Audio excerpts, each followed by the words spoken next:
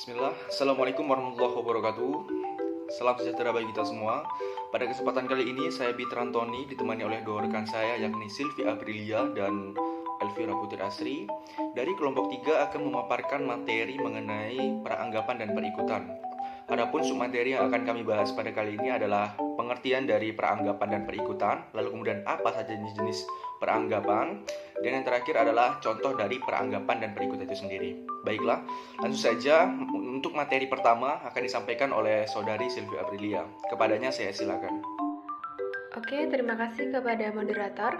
Baiklah, di sini saya akan menyampaikan tentang pengertian peranggapan dan jenis-jenis peranggapan. Pengertian peranggapan. Peranggapan berupa andaian penutur bahwa mitra tutur dapat mengenal pasti orang atau benda yang diperkatakan. Adanya persamaan antara penutur dan mitra tuturnya tentang sesuatu hal yang menjadi pangkal tolak komunikasi. Penutur memahami atau mengenal sesuatu yang dikomunikasikan penutur. Dengan itu, komunikasi antara peserta tutur dapat berjalan tanpa hambatan. Adapun jenis-jenis peranggapan, yang pertama ada peranggapan eksistensial. Peranggapan eksistensial adalah peranggapan yang menunjukkan eksistensi keberadaan jati diri relevan yang diungkapkan dengan kata-kata definite. Jelasnya, peranggapan ini tidak hanya diasumsikan keberadaannya dalam kalimat-kalimat yang menunjukkan kepemilikan, tetapi lebih luas lagi keberadaannya atau eksistensi dari pernyataan dalam tuturan tersebut. Peranggapan eksistensi menunjukkan bagaimana peranggapan atas sesuatu hal yang disampaikan lewat peranggapan. Contohnya, John melihat pria berkepala dua. Berdasarkan contoh tersebut, pernyataan itu mengandaikan keberadaan seorang pria dengan dua kepala, seperti yang terlihat oleh John. Berdasarkan hasil penelitian yang dilakukan oleh Sari dan Suwardi, adanya peranggapan eksistensial dapat dalam beberapa konteks membuat interaksi antara dosen dan mahasiswa mudah memahami pencapaian tujuan pembelajaran. Artinya, penggunaan peranggapan eksistensial berpengaruh dalam proses pembelajaran. Yang kedua, ada peranggapan faktif. Peranggapan ini muncul dari informasi yang ingin disampaikan dengan kata-kata menunjukkan sesuatu fakta atau berita yang diyakini keberadaannya. Peranggapan fakti adalah peranggapan di mana informasi yang diperanggapan mengikuti kata kerja dapat dianggap sebagai sesuatu kenyataan. Kata-kata yang bisa menyatakan fakta dalam tuturan ialah kata kerja yang dapat memberikan makna pasti tuturan tersebut. Contohnya, kami menyesal mengatakan kepadanya. Peranggapan kalimat di atas adalah kami mengatakan kepadanya. Pernyataan tersebut menjadi faktual karena telah disebutkan dalam tuturan. Penggunaan kata mengatakan, mengetahui, sadar, mau adalah kata-kata yang menyatakan sesuatu yang dinyatakan sebagai sebuah fakta dari sebuah tuturan. Walaupun di dalam tuturan tidak ada kata-kata tersebut, kefaktualan suatu tuturan yang muncul dalam peranggapan bisa dilihat dari partisipan tutur, konteks situasi, dan juga penggunaan pengetahuan bersama. Berikutnya adalah peranggapan struktural. Peranggapan struktural mengacu pada struktur kalimat-kalimat tertentu, telah dianalisis sebagai peranggapan secara tetap dan konvensional bahwa bagian struktur itu sudah diasumsikan kebenarannya. Hal ini tampak dalam kalimat tanya. Sebagai konvensional diinterpretasikan dengan kata tanya, kapan dan di mana. Sesudah diketahui sebagai masalah, pernyataan alternatif atau alternative question dan pernyataan ya atau tidak atau yes or no question. Dengan kata lain, peranggapan ini dinyatakan dengan tuturan yang strukturnya jelas dan langsung dipahami tanpa melihat kata-kata yang digunakan.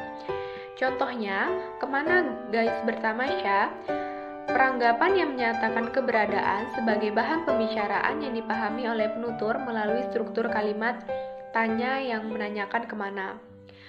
Kemudian ada peranggapan kontrfaktual. Peranggapan kontrfaktual berarti bahwa yang peranggapan tidak hanya tidak benar, tetapi juga merupakan kebalikan atau lawan dari benar atau bertolak belakang dengan kenyataan. Memberikan contoh yang berkaitan dengan peranggapan.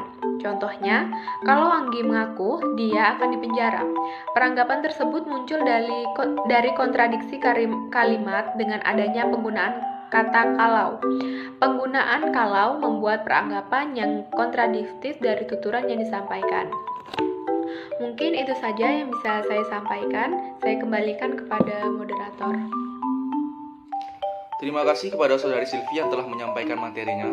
Dan untuk materi selanjutnya akan dipaparkan oleh rekan saya satu lagi, yakni Elvira Putri Asri. Kepada Elvira, saya silakan.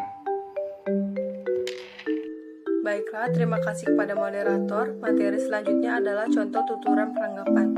Tuturan 1 dan 2 berikut memperanggapkan tuturan lain. 1. Aping sedang minum susu Vitalak kesukaannya.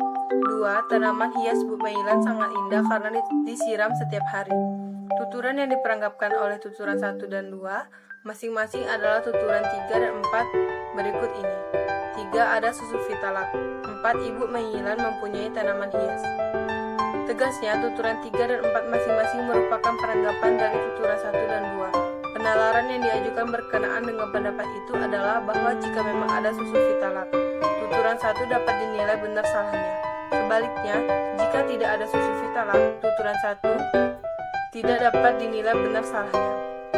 Sementara itu, kenyataannya menunjukkan bahwa memang ada susu Vitalak, susu formula untuk usia balita. Dengan demikian, tuturan 1 merupakan tuturan yang benar dengan peranggapan yang dipahami bersama oleh penutur dan mitra tuturnya, yaitu tuturan 3. Tuturan 2 juga dapat dinilai benar salahnya jika memang Ibu Mailan mempunyai tanaman hias. Oleh karena itu, kenyataannya membuktikan bahwa Ibu Mailan mempunyai tanaman hias. Tuturan 2 itu merupakan tuturan yang benar dan dengan peranggapan tuturan 4. Materi selanjutnya yaitu pengertian parikutan. Parikutan merupakan terjemahan dari istilah di dalam bahasa Inggris entailment. Parikutan adalah implikasi logis dari sebuah tuturan menurut Gunawan 1994-52. Perikutan ini tidak lain merupakan bagian atau konsekuensi mutlak dari sebuah tuturan menurut Wijana 1996 39-40. Demikian materi yang dapat saya sampaikan. Saya kembalikan kepada moderator. Terima kasih kepada Saudari Elvira yang telah memaparkan materinya. Nah, setelah dijelaskan mengenai pengertian atau definisi dari perikutan, maka di sini saya akan memberikan contoh dari perikutan tersebut. Nah, yang pertama dalam kondisi saling memperikutkan. Kalimatnya, contoh kalimat pertamanya, buku itu ada di atas meja belajar. Kalimat keduanya, meja belajar itu ada di bawah buku. Nah, dari sini apa yang bisa kita ambil? Nah, dari sini tuturan pertama memperikutkan tuturan kedua, dan tuturan kedua pun bisa memperikutkan tuturan pertama. Lalu yang kedua, dalam kondisi sebagai konsekuensi mutlak. Kalimat pertamanya adalah Anto seorang sarjana, dan kalimat keduanya Anto pernah kuliah. Nah, sebagai konsekuensi mutlak perikutan ialah sesuatu yang bersifat logis. Dari sini tuturan pertama yang memperikutkan tuturan kedua sejalan dengan karakteristik perikutan tersebut.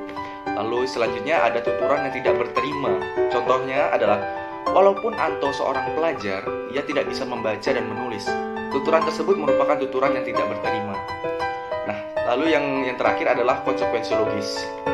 Nah, kalimat pertamanya adalah Anto mempunyai ijazah, dan kalimat keduanya Anto sudah lulus kuliah. Nah, tuturan pertama merupakan konsekuensi logis dari tuturan kedua. Baiklah rekan-rekan sekalian, berdasarkan apa yang telah kami sampaikan secara keseluruhan, nah, di sini dapat disimpulkan bahwa isi tuturan dapat mengandung apa yang dimaksud, apa yang dikatakan, dan apa yang diimplikasikan.